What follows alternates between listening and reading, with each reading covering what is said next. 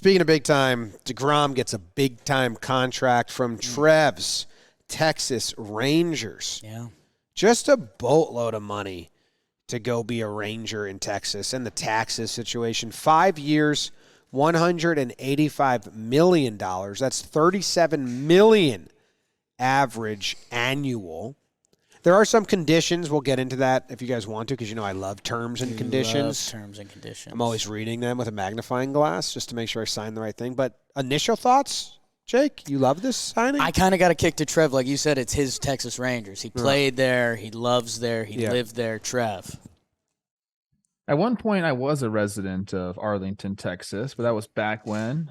We don't talk about that anymore. Anyways, I love it for the Rangers. How could you not? Like, again, this is like a situation where, even with the Angels, they went out and made some moves, and you're like, people are dogging the moves, but it's like we tell them to go make the moves, and they're doing it. The Rangers, obviously, this is different. They didn't go out and get some filler pieces. They got possibly the best pitcher in all of baseball for 5 years. And I got to be honest with you, I know that money sounds staggering, but I thought he was going to get paid more than that. Really?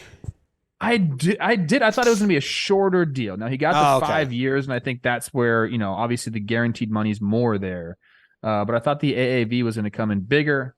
Ultimately, you have to applaud them. I mean, the Rangers have gone out now and spent a lot of money last year in free agency, beginning of this year in free agency. Who knows what else they're going to do? So you have to applaud them. They want to get back into the swing of things. And then kind of like on the other side for the Mets, I don't know. Was this a swing and a miss? There was a reported 3 years, $120 million deal floated out there. I think they probably could have gone more and probably should have gone more, and now they're left to kind of fill that void. There's a couple names out there, obviously, but I think it's a swing and a miss by the Mets. I was at a friend's bachelor party for a night in AC, Trev. Ed, big Mets fan, so we did a lot of Mets talk, and the conversation before it happened was 2 or 3 years.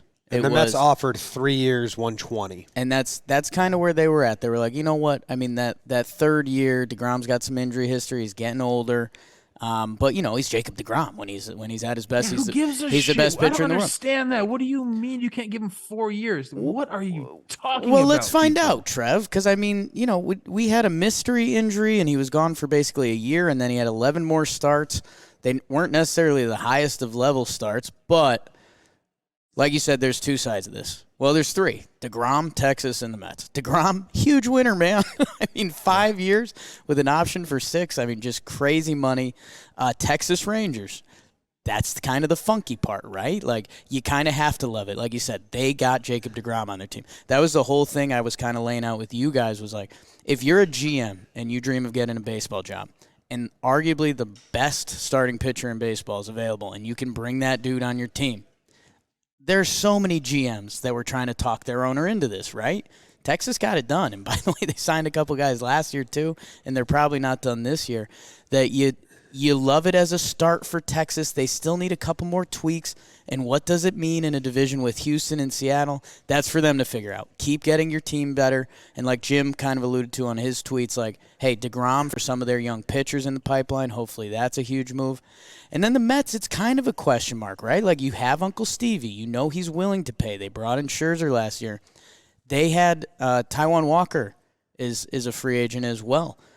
Bassett is a free agent. DeGrom. So now their offseason plan, what are they going to do? Because they had a lot of money come off the books. They had a great year, but we thought it was a build-upon year, right?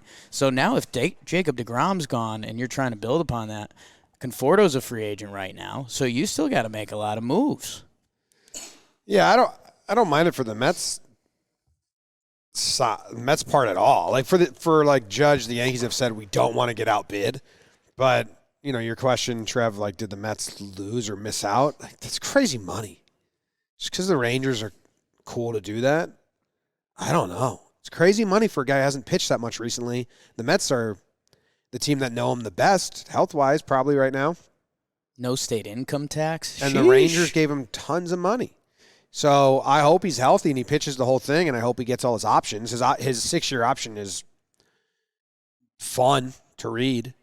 He's got a option that goes the money goes so much depending on how healthy he is or not healthy. If he gets top 5 Cy Young votes, like in 2027, if he pitches 160 plus innings, has a top 5 Cy Young vote, and is judged by an independent doctor to be fully healthy, he gets $37 million in 2028.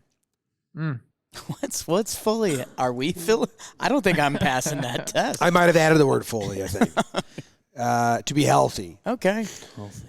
An independent doctor. And it's like a sliding scale, right? Like it can be an option for less, I think. There's a million. Like it seems like a ton of iterations of that last year. Lawyers just wanted to send red lines back and forth for a month and say, well, what if this and what if this? And they all said yes to it. I don't know. This is a stacked division. And I don't think, okay, if this was the final piece to a team, that'd be awesome. But the Rangers need so much more to compete with the Astros. And I think just like the race in the AL West right now is so interesting. And how much money other teams are spending. This is what I kind of alluded to in just my quick tweet. But and I don't know. I'm not trying to knock it. I'm glad he got his money. But you look at the Angels, Trout, Rendon. They have Ohtani, who they're probably going to sign if he gets money. They're going spending money. Seattle's making all these trades, making all these moves, signing guys. The Rangers signed 2 of the top shortstops last year, DeGrom. And the Astros are still going to win the division. And they're 99% homegrown players besides Jose Abreu, which we're getting to later. And out of just like the juxtaposition of all that is funny to me. And what more can the Rangers do? I mean, I'll tell you what I would be looking for next as a Ranger fan is an outfielder. I mean, their lineup, there's something happening. It's Simeon, Seager, Lowe, who had a huge year. All JM. That's something that I don't think people talk about enough is his year that he had last year. I mean, that lengthens the lineup a lot. All JM votes, Adolis Garcia. Jonah Heim had a huge year, and they've got Mitch Garver, too, so for a catching situation, that's nice. Our boy, thick-neck Josh Jung, he's going to get some run at third. Let's see who he is, but he's a legit prospect, like 15th in baseball. Backyard Brad Miller, he can do whatever he wants.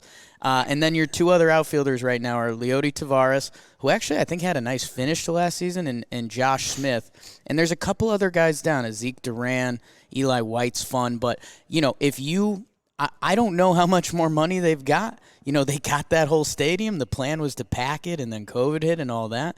A Brandon Nimmo on this team would be nice, and we've been wondering who a dark horse for them would be. I'm not saying they're in on him, but they need another outfielder, and then you need a couple young guys to break the right way. The pitching staff, DeGrom, Gray, Martin Perez was so good last year. Our guy Oda Rizzi ended up there, Dane Dunning with the young guys. Jack Leiter, Cole Winn, we'll see who's available. There's a path for them to be something, but like Jimmy keeps saying, the something compared to the Astros and the Mariners just right now the something is get to 500, which is still a step, but I don't know. But we just added more playoff teams. And I think that's what, a team like the Rangers is thinking. We don't have to win the division. There's X amount of playoff spots available. We think we can go snatch one of those. And we've seen teams coming out of the wild card, like doing really well in this format. And I don't think they're worried about necessarily winning the division. I understand they want to do that.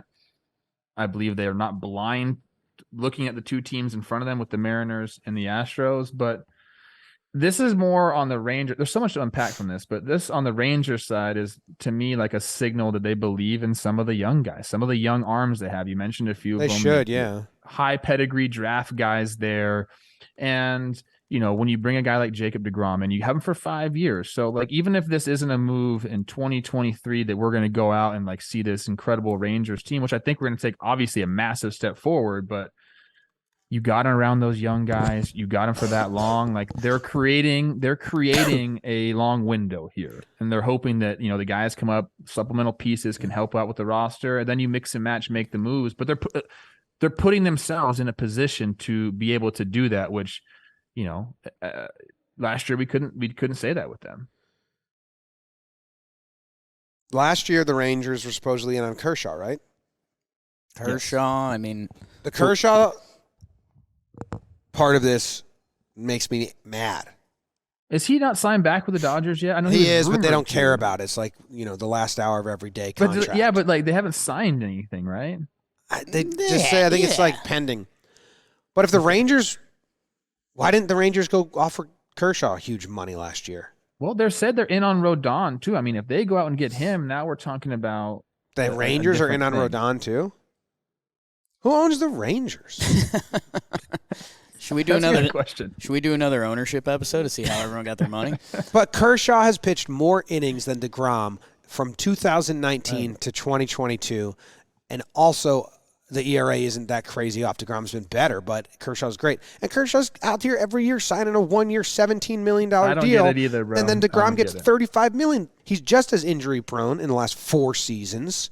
They've pitched the same exact amount of innings, 18, 19, 20, 21, and 22, last 5 seasons. I know Kershaw's got a lot more mileage on his arm, but it's boggling my mind. Either Kershaw's agent isn't doing a good job, DeGrom's agent is doing a great job, or Kershaw is the most Dodger-friendly player in the world, doesn't give a shit. It's like, whatever. Give me my $17 million, I'll do another year. And the whole world is like, he's washed. He can't get him. You don't sign that guy for multiple years. And then DeGrom gets his contract, and it's like, what? So I've just been confused about it this whole time. The mile per hours are throwing everyone off, man. DeGrom keeps throwing harder, and everyone's getting all horned up. He keeps over getting it. more hurt. Kershaw's throwing softer, but still getting the same outs, and everyone's like, "Whoa, red flag." So I don't know. I wonder where Clayton's head at. We've done this dance now for a couple years. The Texas thing has been looming there. I wonder if he knew like DeGrom was going to come party, if that would have changed his vote.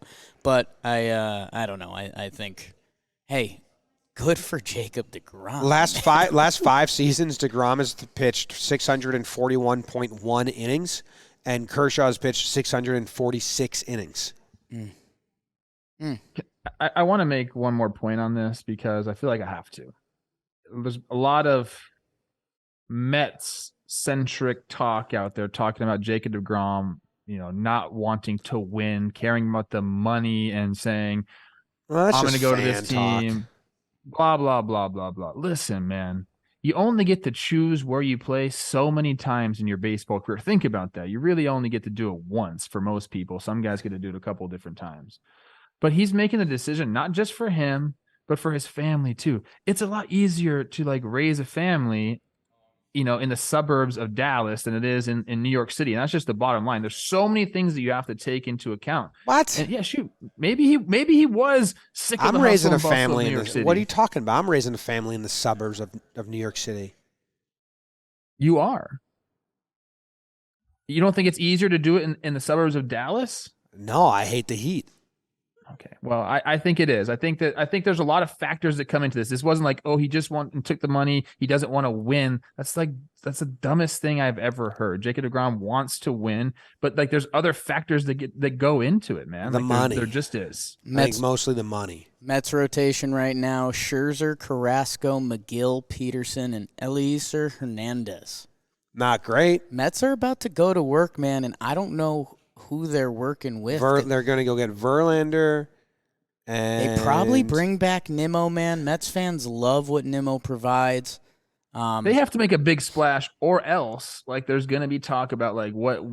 And they're going I thought to we were the big bag Mets. I think they are too. They're going to. They brought in Scherzer, Buck, like the richest owner in the game, like this whole Mets so it has renaissance. To be Verlander or Rodon. Like you have to go get one of those. Yeah, the Mets have to get one of those A Trey guys. Turner or something like that. Like that's not nuts. And Tyone probably. Tyone likes the city. I've been dreaming of not dreaming.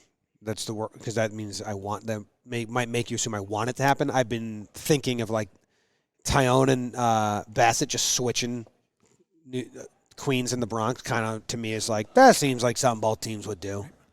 Okay. But I also like the Dodgers giving Bassett a high AAV 2-year deal. Bassett. More than Kershaw. Because what's Clayton care? Doesn't need money. Clayton. My guy hasn't signed yet. He's on the. He's signed. We'll get to it later, Clayton. No big deal, right? Or maybe it's a little controversy. Maybe they'll be like, "Oh, we thought he signed with the Dodgers. Now he's going to Texas." Do you think behind the scenes, Clayton, we're gonna give you $10 million, behind over here? and just say we sign you every year for $17 million. Well, he's such a Hollywood guy, so you get that part of it, I guess. But Wait. I think he's signed because he's. Oh, he's signed, but there's been no money details. Oh, okay. Oh, it's all official? we have is around 20 million, but nobody said like the number. Yeah, it's official. It is official. It's No one cares. unofficially official. For the last 4 years, no one has cared about the best pitcher of our entire generation. Who's the best pitcher that I've ever seen We do. from career start to finish? Clayton Kershaw. How does everyone talk about him? You know, like the he's a public, bum. Like he's a bum. the public's going to talk about him when it comes to be his Hall of Fame. Like, oh, I don't know, for the whole second half of his career, he was pretty bad. And it's like, no, he wasn't. No. He's got hurt a little bit, but he's amazing. It's like people are living in an alternate reality, Jim.